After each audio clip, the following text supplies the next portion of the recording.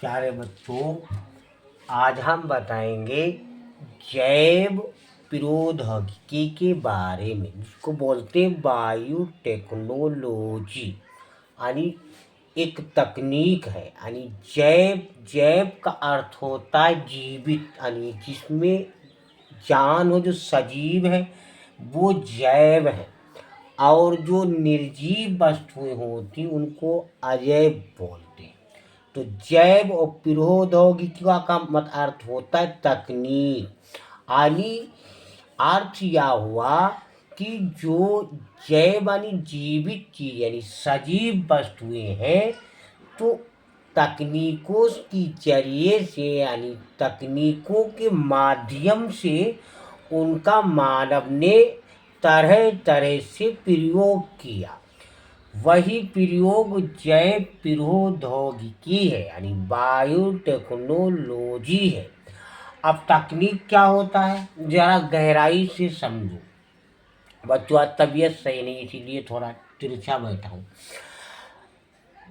तकनीक का मतलब यह है, जैसे बहुत प्राचीन काल में लोग घोड़ों की हाथी की सवारी करते थे।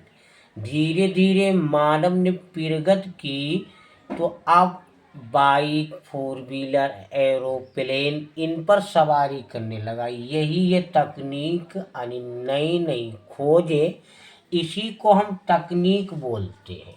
तो जैव प्रौद्योगिकी में यानी जो सूक्ष्म छोटे छोटे जीव होते हैं, यानी जो जैव में आते हैं, उनका अध्ययन किया। यानी इतनी तकनीक ने तरक्की की कि जैसे पहले जब खबर भेजते थे तो लेटर यानी खत डालते थे, और आज तकनीक इतनी बढ़ गई कि पता चला फोन से, मोबाइल से। पहले जो पता चला 2-4 दिनों में खबर पहुंचती थी, आज तकनीक इतनी बढ़ गई कि 1 मिनट में ही हजारों और लाखों किलोमीटर तक न्यूज़ पहुंच जाती, खबर पहुंच जाती। ये भी एक तकनीक है। जैसे सबसे पहले जो मैकमिलन ने साइकिल बनाई थी तो लकड़ी की थी। अब धीरे धीरे प्रगति होती रही, तकनीक बढ़ती गई, तो अब कैसी साइकिल होती, लोहे के टायर, ट्यूब, सब तकनीक में। अब पहले ऐसे आग जलाते थे, अब तकनीक अधिक तेज हो गई, अब बल्ब वगैरह जलाते हैं।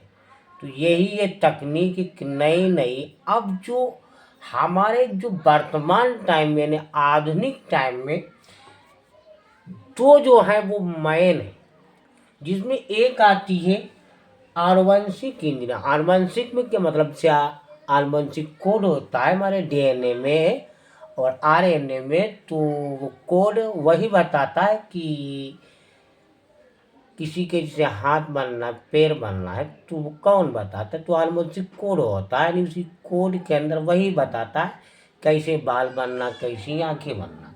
तो इसके दो ज़्यादा बहुत अधिक आधुनिक समय में दो ज़्यादा इसके मैन जैव प्रौद्योगिकी के सिद्धांत। वो सिद्धांत दो क्या है, क्या आनुवंशिक इंजीनियरिंग है। आनुवंशिक इंजीनियरिंग मतलब कोड जाता है, तो किसमें कोड होता है, जो डीएनए, आरएनए आजकल जो है नए नए तरीके यानी तकनीकों से यानी बनाए जाते हैं और दूसरे में पहुंचाए भी जाते हैं, चेंजिंग भी कर दी जाती है।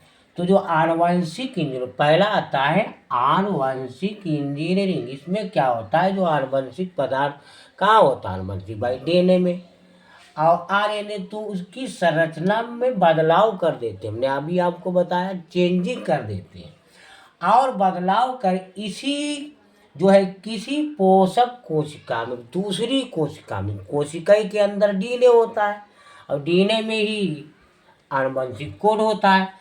तो जो इसे किसी पोषक कोशिका में प्रवेश कराना, अब प्रवेश कर देते हैं, उसके अंदर ही पहुंचा देते हैं, ताकि पोषक के फिनोटाइप में, यानी फिनोटाइप एक होता है जीनोटाइप। फिनोटाइप जो बाहर यानी बाहर से दिखने में हमको लगता है, बाहरी लक्षण वही फिनोटाइप होता है।